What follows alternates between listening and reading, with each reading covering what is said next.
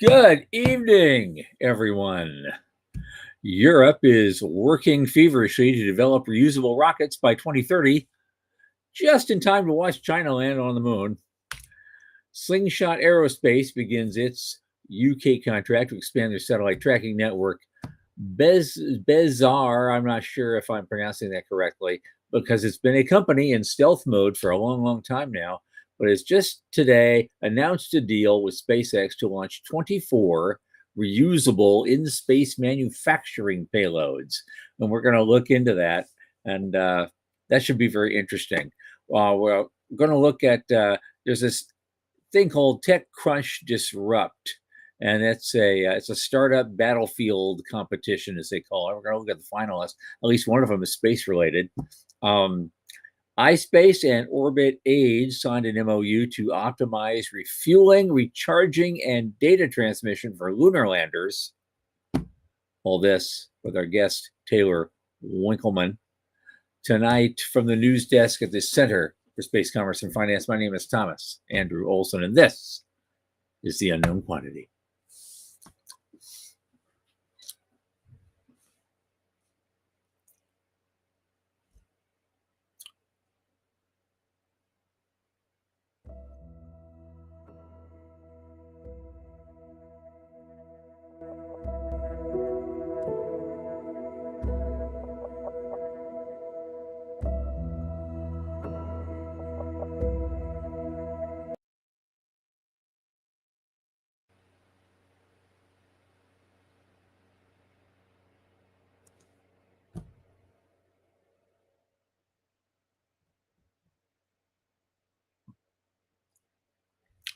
Interesting intro. Just so you know, our producer Sean Key isn't with us this evening, but Michael's filling in. We'll bring him in a minute. As you know, this program is brought to you by the Center for Space Commerce and Finance. And what is it do we do? As you know, we champion and strengthen emerging space startups and space adjacent enterprises worldwide through advisory, access, and advocacy. Our pitch events and world-class boot camps fortify startups to be better investor ready. Now, a lot of our work, especially this podcast, is supported by our listeners and fans like you. So if you just go to cscf.space/support, as you see, like you see on your screen, and click that plain as day donate button, a little in the tip jar each month makes a big difference. You don't know how much, but it sure does. We thank you in advance. Now, my oldest, longest space friend, Michael Lane, who's exhausted from trying to untie the endless knot, is here with us. Michael, come on in. The very first thing you say is, our producer is not online today, and Michael is fumbling with the buttons, dials, and gizmos to try to make this show work. You said fumbling, not me. It's fumbling. I'll take the hit. It's every little piece of this is going to be like, how do I do that again? Like, I know. It just shows us how much we miss Sean. Right, exactly. He's under the weather this evening. Yeah. So, hey, how's things? What's going on? It's okay. I'm still waiting on some big announcements that I can't talk about yet. Other than that, it's aren't we all? It's another really good day. Yeah. Good. In paradise. Good. Yeah. Well, it's actually cooling down here in Florida, so it's like, oh, this is great. I'm finally the swampy part's finally over. We've officially moved into sweater weather. This is it gets into the low 50s at night now, and you know, if I'm sitting out by the pool, as I'm gonna have to put something on to sit out there. But I'm so happy to do that. I've got 6 months of this now. It's like yes. Oh, thank you. All right, what's going on? What are we going to talk about first? Well, what is going on? Europe is at it again. They, you know how they've been trying to. They're sounding more and more like Baghdad Bob, right? They're out there. They're out there trying to say, yeah, we're going to do this, we're going to do that, we're going to do this, and we're going to compete. We're going to build constellations to compete with Elon Musk. And but they've been lately. Their big thing has been. They decided they need to work on developing reusable rockets. Right. And now they're saying by the early 2030s, we're going to get it done. it's not like they didn't know this was coming, right? I know. Uh, But these are the you folks know, who gave you Ariane. So right? The future brought to you by Ariane Space. Yeah, I mean, okay, credit where it's due. They're fine. They're doing it right. Yep. Uh, it's a pretty big rocket. I mean, good on them. It's almost 100 feet tall. Yep. And we've talked a lot about spaceports and ranges. So this one is the S range in Karunga, Sweden, near the Arctic Circle. Right. So that's pretty cool, right? They kind of get two wins with this, right? They get a more active spaceport and the development of a rocket. Right. Right. But Yeah, they say they're building it around Prometheus, which is a high thrust, low cost methane liquid oxygen rocket engine. That sound familiar? Mhm. They'll power all their little demonstrator projects. We'll see how they have to work hard. They're catching up. They're in catch up mode, so it's gonna be a while, and you gotta I guess bear with them while they have to go through this. Right. It is tough, and China's working on that now too. They just did a test firing of theirs the other day, so. But they were watching Musk do this since 2008, and so it's like, oh, maybe we should do something now. Right. Yeah. It's like it's not like operating in secrecy. It's not like Rocket Lab has people know who they are. I find it a little weird that it's taken this long to pivot. Yeah. Well, it's hard, but yeah, it's a bit of.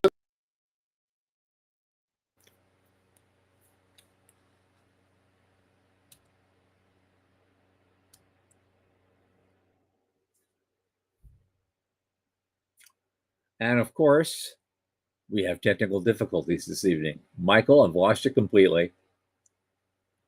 You're just frozen in place, dude. From my perspective, how you doing? You got that up there.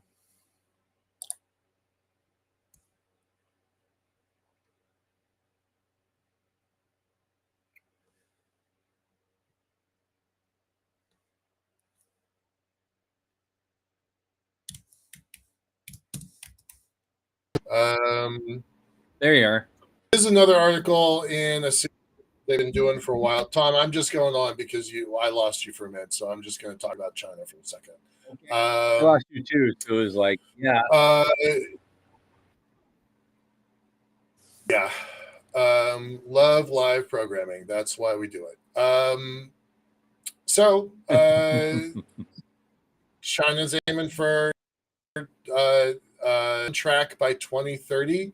Now that number keeps changing a slightly bit, and the language of it keeps changing a little bit because what we've been hearing, kind of in the DC service, by 28, by 2020, in reference to some of their national priorities and some of their national anniversaries. So, yeah, it's happening. Whether or not we get the moon first again, I've been saying firstly. I don't know. I don't know if we're gonna a second time.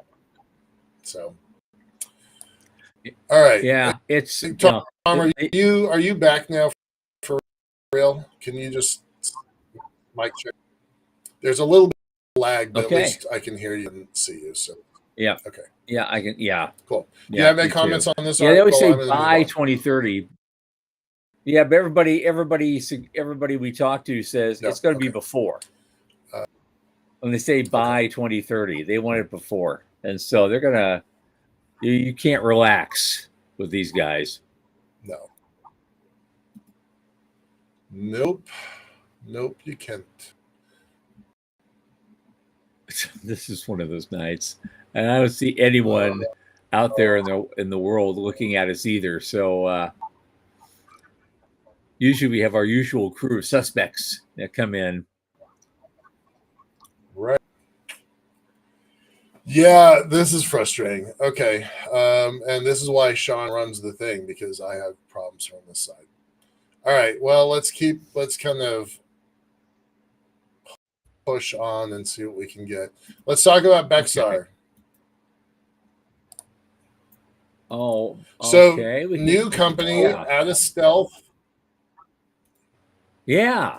This is a weird company. Another company I've never heard of. Bezar. It's XAR apparently. Bezar.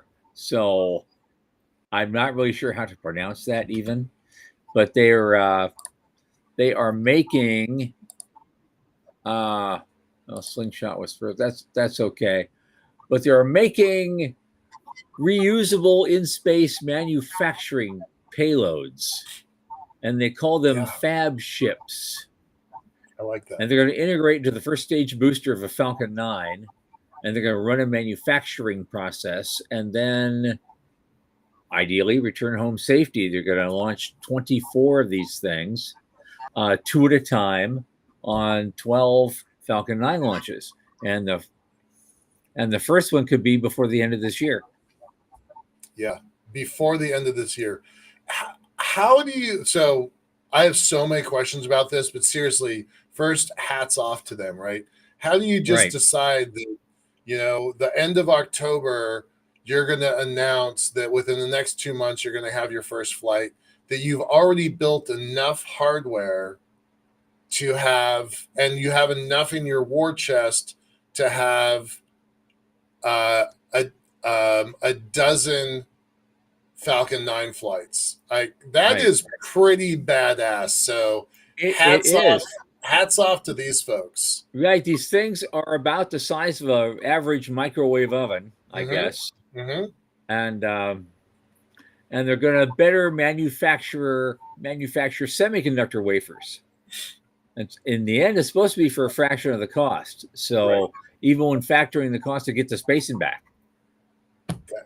So that's honestly, that is a brilliant business model. I mean, really, they've been doing it. Oh, we just got a message from Doug Plata, by the way. We can hear Tom, but Michael is spotty. So thanks, Doug. Appreciate that. We're definitely having trouble on this end. Doug's here. Good. Hi, Doug. So Tom, the world. Yeah. Tom, you carry the weight on this then if my mic's not working, because I'm not sure what's happening there. Okay. All right. All I was going to say was, how much money do you have to have raised in order to have a dozen flights booked? Right. So that's one question I'd really like to know the answer to. And then the other is, as soon as I saw this plan, I kind of thought it was brilliant in its simplicity, because we've already had hundreds of returns from a SpaceX vehicle, and all they got to do is send it up while it's in orbit and then bring it back down. It's a very fast process to make this work. Kind of genius, and I'm a little surprised no one picked up on that before. So, well, the only thing that's not mentioned here is the money. How much did they raise to do this, and where from?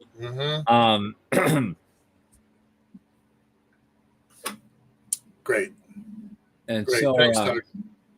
Yeah.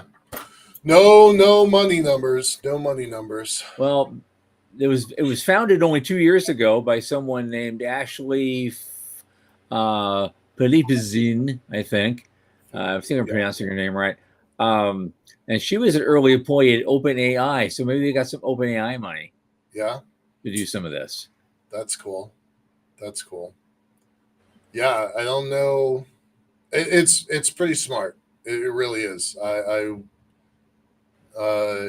bet you other people are going to watch this and say, "Oh, what else can we put on a temporarily orbiting or temporarily in space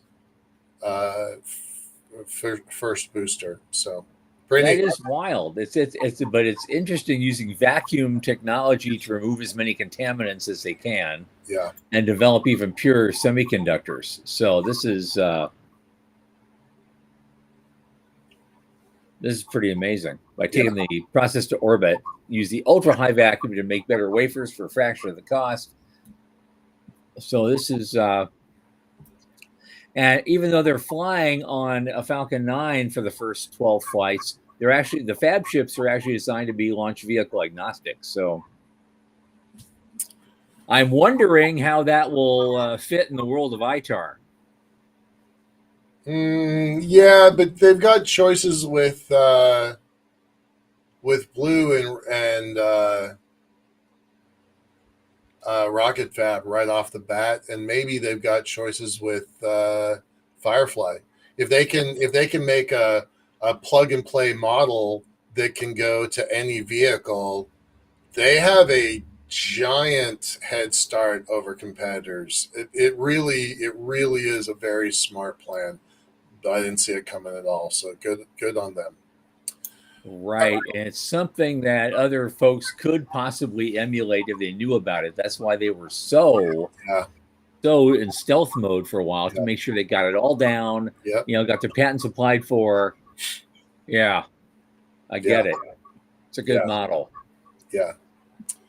All right, moving on. I do want to, back it up one. I have another thing here. A Slingshot Aerospace Right. Okay. is another outfit I haven't really heard much about, but they have a satellite tracking network No, that no, they no, no, built. no. We've talked about Slingshot a Oh, have bunch. we? Okay. They're the guys. Well, here's what they've done. Slingshot is the guys that are using centripetal Oh, uh, oh.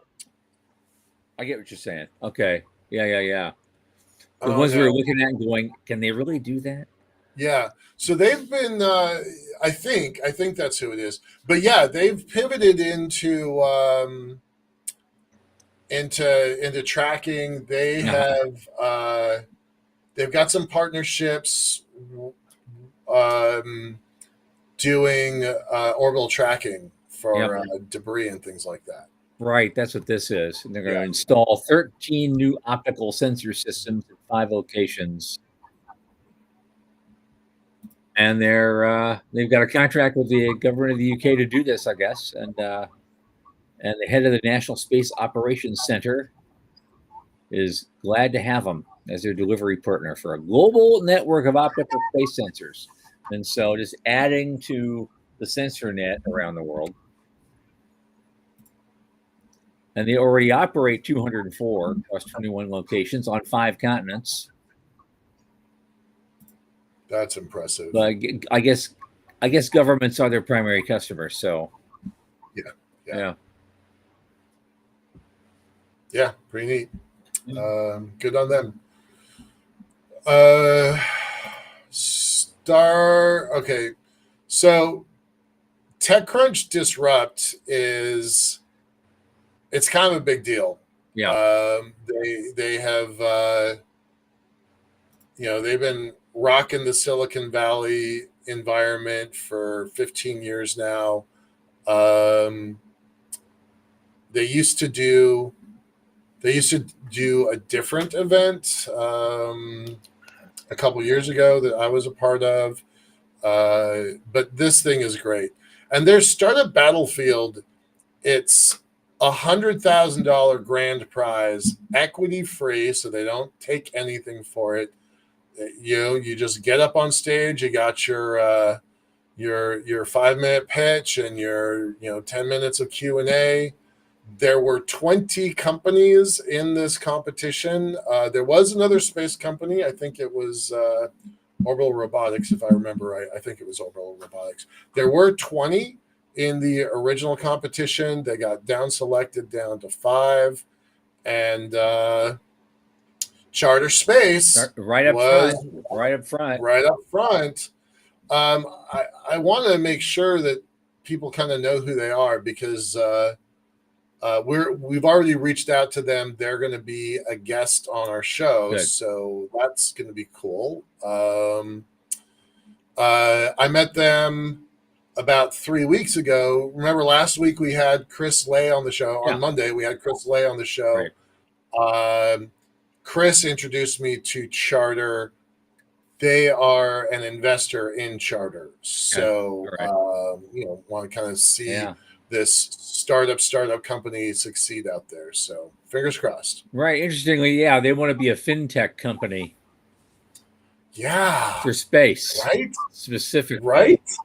First one I know of. Yeah, I like to hear what our guest has to say about that here a little bit. But they're capturing software, they're using the data set to feed an underwriting interface that ties in with the largest insurance carriers in the market, with the goal, of course, of being faster, cheaper, and more reliable risk evaluation for said insurance, and power new forms of credit and non-dilutive funding for space companies, looking outside the standard VC or public markets. So, yeah, this will be an interesting thing if they can pull it off. Yeah. When I talked to him about 3 weeks ago at Chris's event, one of the first things I said to him was, I'm a little bit well known for the phrase, if you can't insure it, you can't build it. Yep. And that's in reference to my elevator. Right. But I think it's true about all of space, right? So yeah, this kid, Yuk Chi Chan, really nice guy from Singapore. We were supposed to meet this week, and he got accepted into this competition. So he kind of got a little bit busy, but this is a pretty good article, and it really says if you can build the way they want you to build, then the insurance markets will join, and that brings hundreds of billions of dollars of liquidity into the system, and that's what he's really banking on. Sure. So it was a pretty fascinating one-on-one conversation. I'm really looking forward to him being on the show. Yeah. Yep. Okay. I guess before we get to our guest, we have one final thing. We've talked about iSpace before, and they just signed an MOU with an outfit called Orbit Aid Aerospace Private Limited to collaborate on sustainable lunar exploration. Now, they announced that in Sydney about a month ago, but they're developing technology for seamless docking and refueling during lunar missions. And they're going to, an Orbit Aid is going to integrate its standardized interface for docking and refueling payload with iSpace's lunar landers. And they want to demonstrate this capability on future missions. And it's supposed to support mission extension in the cislunar environment and enable more durable lunar operations. They want to optimize refueling, recharging, and data transmission for lunar landers and support deep space exploration beyond Earth orbit in general. And it's a growing space cooperation between India and Japan. And they just completed a zero gravity test on their interface this last December. So they've already confirmed their operation capability. And Orbit 8 also planned its in-space refueling demo mission to launch later this year, perhaps. And we've only got a couple months left in the year, so they're still looking to do this. And do India's first dedicated in-space refueling effort. And so this is a cool partnership, and we'll be watching this carefully to see how it goes. Yeah. All of this is new to me, so I'm gonna kind of follow up with this and see if there's something interesting happening there. Yeah, it's great. Love it. That's kind of what I got for tonight. I found all sorts of great stuff on the Space Review this week, which is of interest to me, but it's not really intersection of space and money. It's historical stuff and a lot of other interesting things. So I just love Jeff Faust and what he does with that platform. Sure. And so I'm just, it just tickles my history bone in particular. I saw that. That's the one kind of like mapping the history of yeah, that was cool. Yeah.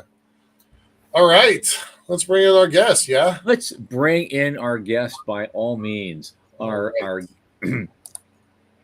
our guest tonight. I've only covered the surface a little bit. I mean, she'll talk more about what she's done and what hasn't she done. My God. Our guest tonight is Taylor Winkelman. She's currently working as a consultant for health security and humanitarian outreach issues in the D.C. area. She once served as a legislative assistant in the office of Senator Ed Markey of Massachusetts, primarily working on foreign relations, military and veterans affairs, science and space, and global health. She's contributed to agriculture, animal rights, veterinary issues, particular attention to humanitarian crises, international development, human rights, the Outer Space Treaty. I want to hear views on that. And, of course, global health issues for human health. She also spent 6 years in the Army as a cryptologic voice intercept operator. She has a master's in public health and a doctor of veterinary medicine from the University of Georgia College of Veterinary Medicine. And she's also on the board of the Space Frontier Foundation. She's heading up a project there that we're going to hear about. And that's just scratching the surface of what this woman does. I'm so happy to have her. Taylor Winkelman, welcome to the show. Thank you for having me. It's so nice to meet you both. Yeah, great. It's actually our previous guest. Aaron Osterly, suggested that we bring you on. Yeah. They recommended you. So, I wasn't sure what I was looking at first. I saw that. I finally saw the hook and the light bulb went off. It's like, okay, yeah, we got to do this. Yeah. So he's a good friend and a good colleague, and thanks, Aaron, for setting me up. He's a good guy. Yeah. He is a very good guy. So tell us there's just so much going on with you. Tell us your origin story. How did you get here? You've done all these different things in all sorts of places, and you ended up in space. Yeah. And now you're here at the intersection of space and money. So we're gonna. Yeah. Did you explain yourself? God, come on. Oh, that I could. The answer is accidentally.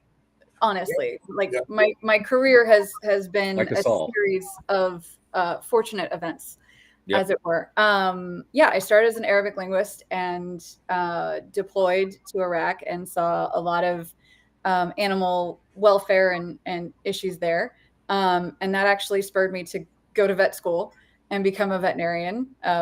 That's a very long story that I made incredibly short. Right, yeah. But, I'm a former U.S. Marine, and I did kind of the same, leapfrog from place to place to place, and where we start does not necessarily determine where we end. So very cool. Did you, by the way, did you go to DLI? I did. Down in Monterey? Yeah, I did, and even that was more or less the job choice was an accident. I'm from Santa Cruz, just north of there. Oh, and my brother and sister.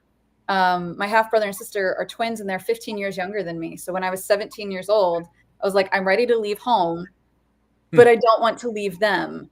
Right. And so I literally went to a recruiter and was like, hey, what's near here? And he looked at me and laughed and he's like, you're in California. The real estate here is not cheap. We don't have a ton of bases here. And I was like, right, but I want to stay here.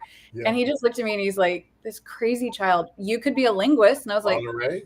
Okay. Cool. What's a linguist do? I'll just do it. That's fine. What's that job? And I'll take that job. I didn't even really pay attention to what he said beyond you're going to learn another language. And I was like, cool, whatever, fine. Right. And my ship date for basic training was 9/11. Wow. As you might imagine, I learned Arabic. Yeah, what a surprise. Arabic seems like a really useful skill at that point. Yeah, I mean, I didn't choose it. Like I chose very few things, and the reasons I had for choosing those things were usually not, ooh, I'm really good at this. It was, ooh, I have this ulterior motive that I want to fulfill, and I'm going to do whatever it is I need to do to fulfill that. So it was a lot of things like that happened. When I went to vet school, a couple of things happened. One, I realized that clinical medicine, and I apologize to every single clinician whoever hears me say this, but for me, clinical medicine is not a fit. It's boring for me. And I know that sounds crazy. I would have been an emergency room person if I'd stayed in clinical medicine because it's the most exciting thing for my brain. The guy that's on the show that's watching is Dr. Doug Plata. He's an emergency room physician. So. Hi.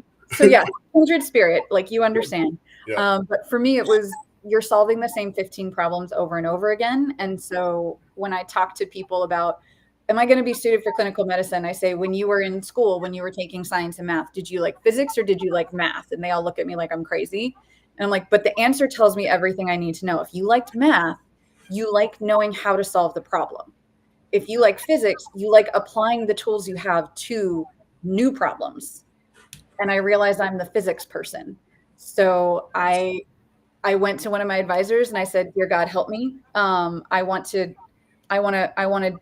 have to finish my degree, but I also don't want to be in clinical medicine. And there's not a lot in vet school that they're going to do that'll steer you away from clinical medicine. It's med school. Mm-hmm. Right. That's they said, she said, get the master's degree. And I was like, yeah, everybody majors in like focuses their concentration epidemiology. And as previously stated, don't like math. Right. And she said, you should do policy. And I, again, didn't ask questions, went, sounds good, sign me up. And started that, had an amazing, I was a research assistant for my amazing capstone advisor, who basically, her name's Grace Bagwell Adams, shout out to Grace. She basically gave me free reign to take my research anywhere I wanted, taught me a lot of cool research. But as a veterinarian, I did research on the Millennium Development Goals out of the UN. And I still remember that I had a class that I kind of blew off that said, where are you going to be in 5 years? And I wrote, this is so stupid. Like, I don't want to do this. I have no idea where I'm going to be. And I wrote, I'm either going to be at the State Department or WHO. And I turned it in going like, screw you, right. like, professor, that none of this is going to happen. Right. And 5 years later, almost to the day, I started at WHO. Checkbox. Excellent. So that was crazy. It's kind of fun how we like write our own crystal ball. We can write our own crystal ball. We can. Yeah. So that was kind of crazy. And then the reason I ended up in space policy, I did a AAAS fellowship. AAAS is the American Association for the Advancement of Science. I did that. That's how I ended up in Congress. And I ended up in Senator Markey's office. Again, accident. They usually go for climate folks. But the LD was out for a couple of weeks, like a very key couple of weeks. So I didn't place anywhere because I really wanted foreign policy, and it's really hard to get foreign policy. And so I was one of the few left. And as it turns out, like my background, my family are Irish Catholic, and Ed Markey is Irish Catholic. And I'm a veteran, and Ed's a veteran, but also has a veteran and foreign affairs team. So that was like a really natural fit. And he was like, you can do all of this. And I said, that's great. While we were splitting up foreign affairs stuff, this was 2016. In 2017, it was the 50-year anniversary of the Outer Space Treaty. And one of our team was going through kind of the assignments of like, how do you split up the portfolio? And he was like, oh yeah, the multilateral stuff, the Outer Space Treaty, it's 50-year anniversary. And I said, the what? He said, Outer Space Treaty. And I said, there's a what? And I got so excited because I didn't know at that point, because I was a veterinarian. Right. That there was such a thing. And I was like, this is super cool and I want to know about it. And they were like, very good. It's in your portfolio. Go read the Outer Space. Like, nerd. Okay. Complete nerd. Like my favorite day in that office was when the Fermi Lab came to visit, and I got to sit down and just talk to them about their science. Nice. My colleague was like, you lost me 30 seconds in. And I was like, I love theoretical physics in high school. I'm biggest nerd. Nice. So they gave me Outer Space Treaty and Foreign Affairs, and then Ed got the Space and Science Subcommittee ranking membership. And our LD's husband worked in remote sensing, so she had to recuse herself from that portfolio. Otherwise, it would have normally gone to her. And she was like, I heard you like the Outer Space Treaty. And I was like, yeah, I also like dinosaurs. Like, I don't know what this conversation has to do with anything. And she was like, we're going to give you the space policy portfolio. And Ed Markey's never done space policy. So very much good luck. Buckle up. Yeah. So I ended up like walking into these meetings with people like Nick Cummings, who's now at SpaceX, but he was Bill Nelson's guy, Suzanne Gillen, who was John Thune's person. And then we had meetings with folks like Peter Marquez, like within weeks. And I had no idea what I was doing. And people are like bombarding me with all this space stuff. And I just like a sponge, I just kind of got into it, and I started asking questions, and people took me seriously and started answering them. And I ended up really, really, really loving it, like so much, because one, I had so much freedom. Yeah. Nobody had done it before. We didn't have an established office policy, agenda or anything. So I had the freedom to actually be creative with it. And, space for us, very salient issue. For the general public, not very salient. so So it's a highly bipartisan environment to work in. And, people aren't, it's not like when you're in healthcare where it's like everything that we do is going to be micromanaged and watched. It's very much like, no, let's sit down, let's compromise, let's work on it. And so I came to really love the space policy environment. It's actually how I met Aaron. And then after I left the Hill, Aaron was like, would you like to teach our fly-in every year how to talk to Congress? And I was like, oh, would I ever? So you're part of the March Storm team? I've been training the fly-in every year for probably 5 years now. I didn't know that. Right on. Yeah, we talked about that last week, and I was a part of that community way back 2005, 2006 timeframe. That's yes, when we're old guys on this, and right. I'm gonna get my cane out. Long ago, right, when we were doing March Storm. I just had dinner with Bob Werb. Shout out to Bob. Oh, great. Bob. Yeah. Good we love Bob. Absolutely. Yeah. He funds us sometimes. So, yeah. And he's on our board too. And so, the thing with this, I love how you've kind of gotten this and one thing here and one thing there, but it led to this. And it's like, this is actually not such a unique origin story as you might think, because a lot of us all were doing other things in life, but always had this deep-rooted hidden agenda. Yeah. And it was going to come out sooner or later. I've been in space advocacy, 30 years now, probably. Yeah. I got back into it in the late 90s with Bob Zuber and all those, and the Zubets and all those guys that were doing interesting things. And for example, I was one of the founders of the business track at the International Space Development Conference. Oh, so cool. And that's how that started. And then I ended up joining the Entrepreneurship and Investment Committee at IAC. And so, and we're still doing that to this day. So, and that's when the Space Frontier Foundation pulled me into doing the New Space Business Plan competition back in 2009. And then in 2016, we split off and formed our own organization. So that's kind of the pedigree for all this stuff. Yeah. And that's how we ended up with a podcast, Michael. I love it. What the hell we do? What the hell are we doing? I ended up doing a keynote at one of the New Space conferences just before the pandemic. It was super fun. I enjoyed the hell out of it. Definitely tell Werb that you were on this show and you had a great time, and that Tom Wilson and Michael Lane are clearly geniuses, and and that what we're doing is good for the whole community. Just kind of lie to my friend. Got it. Slide that in carefully into a conversation somewhere. Sure. I've never had more fun in all the time. Right. So let's swing this back to Space Frontier Foundation, your board, Pathfinder. Where do we want to go with that? We got about 20 minutes. Oh, we got a lot of time. So, give yourself a title. I did give myself a title. So, Pathfinder is a project within the Space Frontier Foundation. And I had to give myself a title. And so I very, very boldly gave myself the title Chief Science Officer, which sounds cool and very, very Star Trek. Yeah. Glad y'all get the reference. I also named Pathfinder. I should never admit this out loud because it's going to come back to haunt me. But Pathfinder, I called it that. It's called that in theory because our goal is to find a way forward, right? Yeah. But it's called that in reality because I'm obsessed with The Martian. And the Pathfinder rover is one of my favorite characters in it. And so, yep, absolutely did that. So I will tell you the story about how it started, which is I adjunct at Georgetown. I teach international policy, which every year we have a week called Space Camp, where I basically teach the history of the space race and international implications and all that stuff. It's very fun. But every one of my students is assigned a different country, and they have to come up with a problem and how they're going to solve it multilaterally, right? So just basic policy stuff.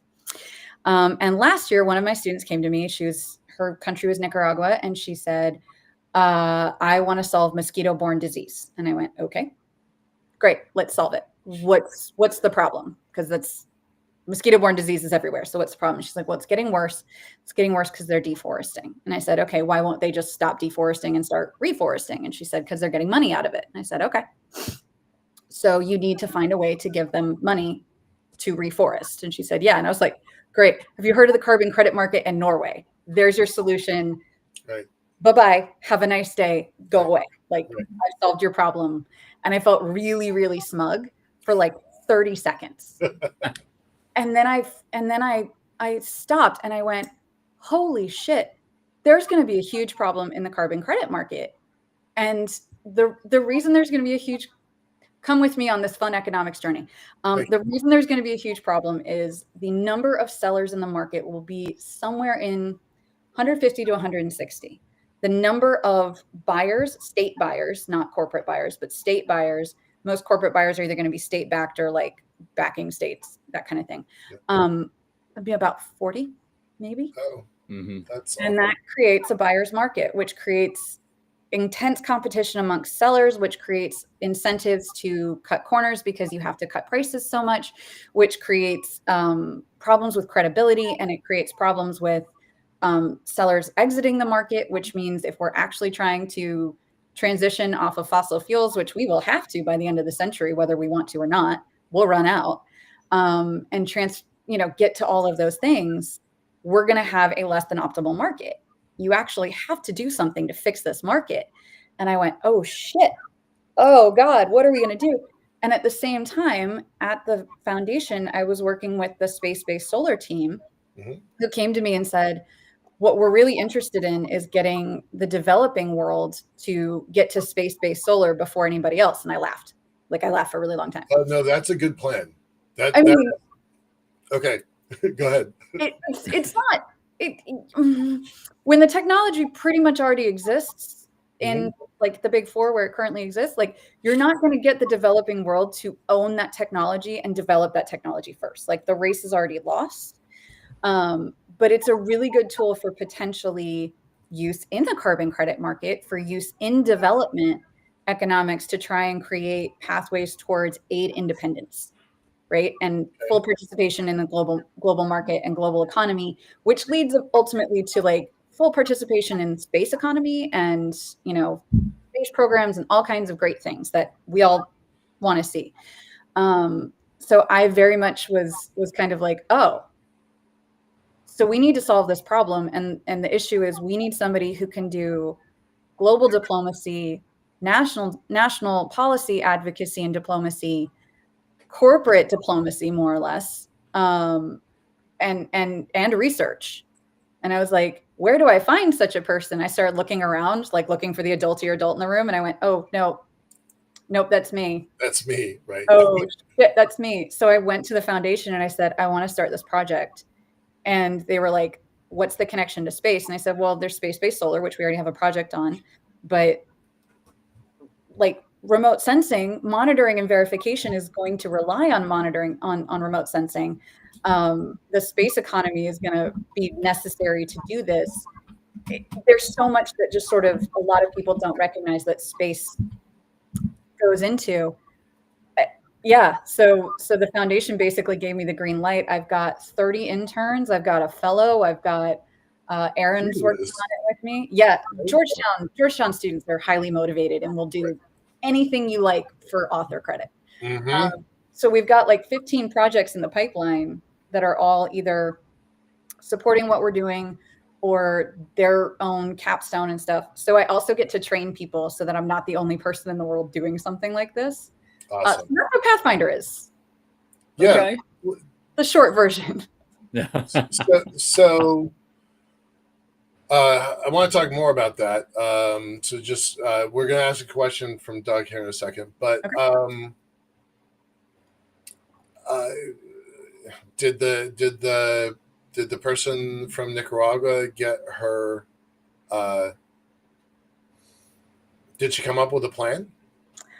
Yeah. So the plan for that one, because the carbon credit market is new, I was like, you can go ahead with the plan that we came up with. And what you can do is basically enter into a bilateral agreement with Norway, because Norway's actually got a couple of those already in place. And so there's a good model. We know that they're a buyer. We know that they support things like that. So notionally, that's what you do. But if you're looking at going ahead into the future, the solution that I've come up with so far from the seller side is that sellers actually need to do pre-market negotiation. They need to decide amongst themselves what's getting to market and what the prices are ahead of time. The UN can't do it. The UN doesn't have enforcement power. And charter, yeah. Like, so grateful for having spent 5 years at WHO and working across the UN, because it gave me a lot of insight. But, so we're actually talking to the UN about this a little bit and saying, hey, we're thinking this. What do you think? And so we're kind of starting some of those conversations already, which is really exciting. But yeah, I think a lot of it is coordinating across a lot of different incentives and a lot of different sort of bottom lines, and trying to create, this is anathema to say, but trying to create as many win-win situations as we can. Okay. So, and so you've got. I want to get to Doug's question. Sure. That's Yeah, okay. But because it's kind of right up your alley as as a vet and a biologist. Okay.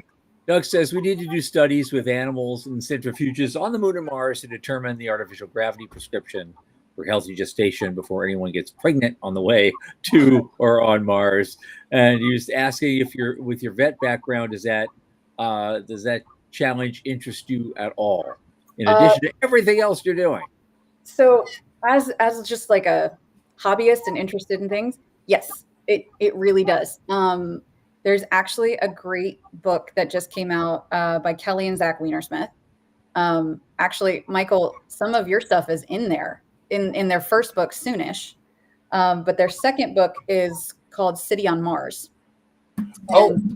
I knew about the City on Mars. I didn't know Soonish. Soonish is like 10 years old, but the space elevator was in there, and spin launch is in there too.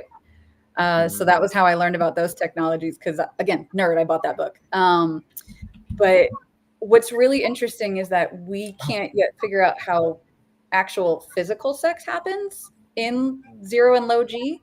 So we're going to have to do like in vitro fertilization with these animal models. And I'm really fascinated by this. One of the things I love out of the ISS research that I'm obsessed with is that mutations happen faster in space. And we're not sure why. We don't 100% know. I have private thoughts that maybe just microgravity and zero gravity histones don't wrap as tightly. And so for anybody who's like familiar with how DNA works, it's just looser and therefore can float around a little bit more, can dissociate a little bit more, and can get messed up a little bit more easily. But so we also don't know how that's going to affect growth. We don't know how microgravity is going to affect like cellular growth of an entire organism just yet. There's a lot of questions in that, and I'm super fascinated by it. It's Yeah, there was there was something. There's a little piece of history that we can throw into this too, because there's something. I think it was actually some guys at MIT came up with this in like 2001, and they called it the Mars Gravity Biosatellite. Have you heard of that? Yeah. No. Yeah. Okay, it's in a nutshell what it was. It was an Apollo-style capsule, a cone. Inside the base of it, the round base, there's like just a big toroid, and inside the toroid you put your subjects, usually mice, fertile mice, and then you launch this thing past lunar orbit, and then you spin the capsule on its longitudinal axis, and of course that creates spin gravity inside the toroid, and you can set it for moon, you can set it for Mars, and you leave them up there for a month or so and see if they do what they do best, and see what happens, and then bring the thing back. Okay. I don't know. It didn't at the time. It didn't catch on as a viable project, but I thought there was a simple way to do it, and at least somebody was thinking about, hey, we need to do partial gravity experiments. It was a combination. University of Washington was involved, MIT, and either it was King's College or a group in Australia, but they couldn't. They had a really strong technical team, and the politics and the ethics and the finances of it, just they couldn't get past it. Yeah, and the Zuber factor too probably had something to do with it as well. But it's so overdue. It's so overdue. I know that's not your kind of research area, but if you want to throw that into Pathfinder, is like squish that in as a to-do item, it'd be super helpful. I mean, I'll put it on the list. Okay, good. Why not? I mean, for real, but yeah. No, I think I've got some ideas on how you could engineer that quickly inside current spaces. So I'll put something together and fire it off. I'd love to see. Absolutely, yes. I'd love to. So Pathfinder is really focused on carbon credits, which is loosely connected to space. I get that.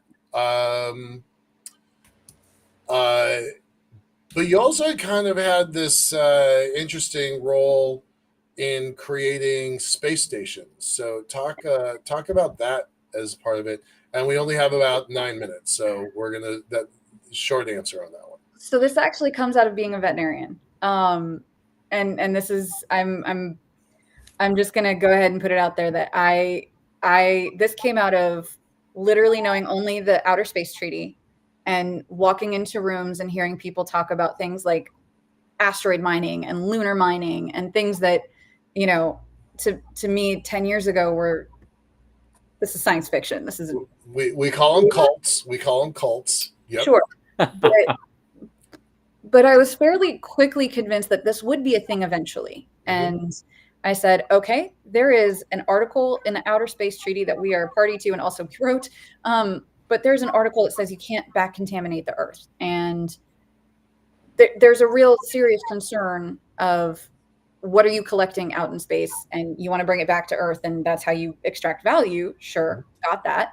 How are you going to convince us that it's safe to bring back to the surface? Like 1 moon rock, 2 moon rocks, I think we're not too scared of. But when you start bringing back quantities of things, or you start using mass quantities of water in space, even because you're not supposed to contaminate celestial objects. So the moon, Mars, you have to bring water to those places or extract water. How are you going to prevent that? And I had an answer in my head.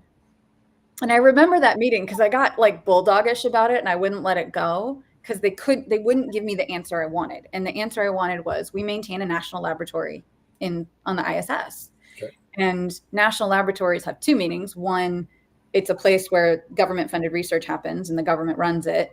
But it also, in the public health world, is where we do all of our testing, right? So if I think that there's a reportable disease in an animal herd, I take a sample, I send it off to a national lab. The national lab does that testing, right?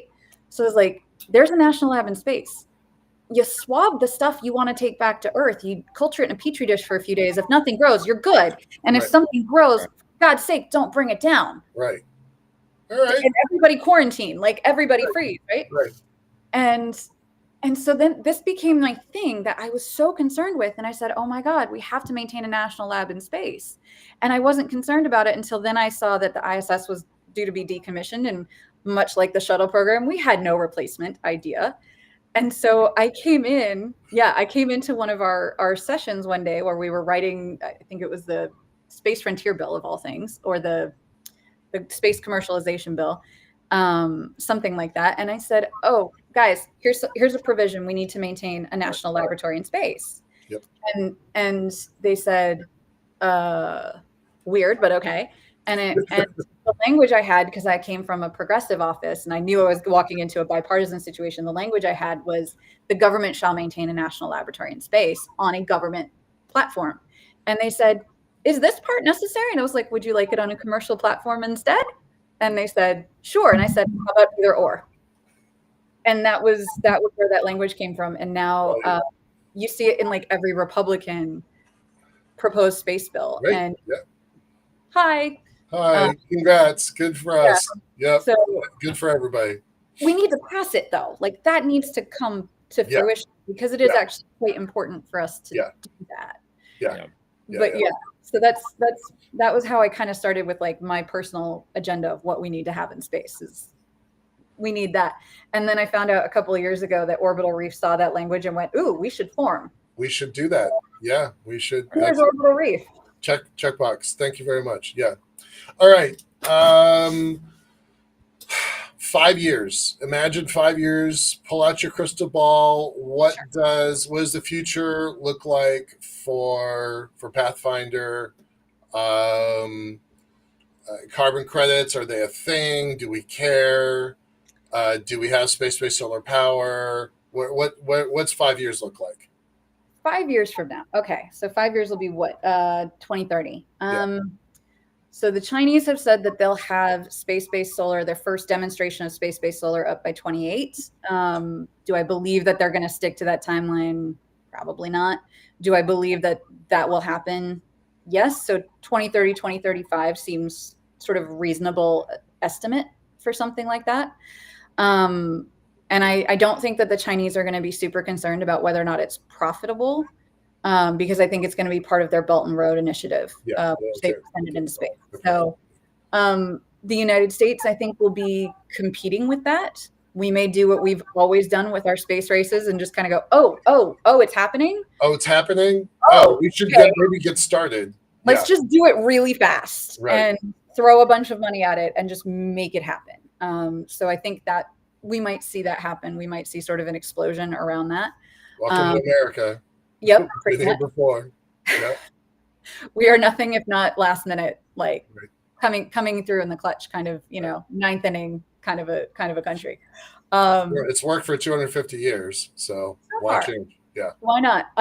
So for Pathfinder, I think at that point, assuming we get funding, assuming we hit the milestones we want, within 5 years, I think we would have a private sector roundtable where companies that are interested in purchasing carbon credits or partnering with like other companies that could provide the projects that would produce carbon credits, have that in existence. Hopefully have some trading blocks set up throughout, like regional or global, and have some legislation that would essentially looking to replace USAID type aid with projects that will encourage development, right? Like developmental growth and economic growth that makes countries aid independent. So for me, like 5 years, the beginnings of that would be my magical, everything goes right and nobody hates me enormously. Okay. Kind of a thing. Yeah. So that's 5 years from now. All right. So with our last, we go for 25. Yeah. 25 years. With 1 minute. You got 1 minute. And she's still going to look the same. You know this. Right. Yeah. It's, this. Thank you to Korean skincare. So people are on the moon and Mars. We've replaced our critical minerals. We're not on fossil fuels anymore because we're practically run out. There's much more recycling happening because we have a lot of non-renewables that we just are going to be forced to recycle. Synthetics will be a big thing. Hopefully there will be cancer vaccines. 25 years in the future, I'm really excited about, honestly. I think there will be a lot of breakthroughs. Some will be space-based, some will be focused on health on the planet, health and livability, survivability on Mars, Moon, and beyond. That was under a minute, right? Yeah, that was good. That was good. Guys like me will probably be the recipient of some of those those breakthroughs if I'm going to make it another 25 years. So we'll see. Don't even. Yeah. How I asked this last week and it kind of surprised somebody. So how many people are living continuously in space? Doesn't matter what destination, orbit, moon, Mars, whatever. How many people are living in space? One way? In 5 years and 25 years? 5 years, not many. 25 years, I think we've got maybe 1,000 scale, not even 1,000 scale, 100 scale. 100 scale. Okay. Yeah. Right. I think that takes time. And a lot of people who claim to be willing are probably not going to be as willing when faced with the actual decision. Right on. Well, thanks. Appreciate it. Okay. Taylor Winkelman, Renaissance woman. She does it all and does it extremely well. And I can't wait to catch up and have you on here again. This is a great time. And we could spend a lot more time talking. And I guarantee you we shall in the coming year. So thanks so much for being here, and we'll see you again. Bye. Night, everyone. Okay, Monday we're taking the night off for a rerun because I and maybe the ailing Sean Key will be, and maybe Michael too, going to be at the Space Settlement Summit at the University of Central Florida Monday and Tuesday. There's an economic summit happening after that that's being sponsored by The Economist. I know the other Sean Graham, and I are probably going to crash that on Wednesday at least. And so we're still working on a guest for Thursday, but we got so many good guests in the pipeline. I'm sure it's going to be amazing. So stay tuned on social media. I'll be posting about that. So we're taking Monday off, but Thursday is going to be great. And the following week is going to be even better. So stay tuned, guys. From the news desk, the Center for Space Commerce and Finance, my name is Thomas Andrew Olson. Keep watching the skies.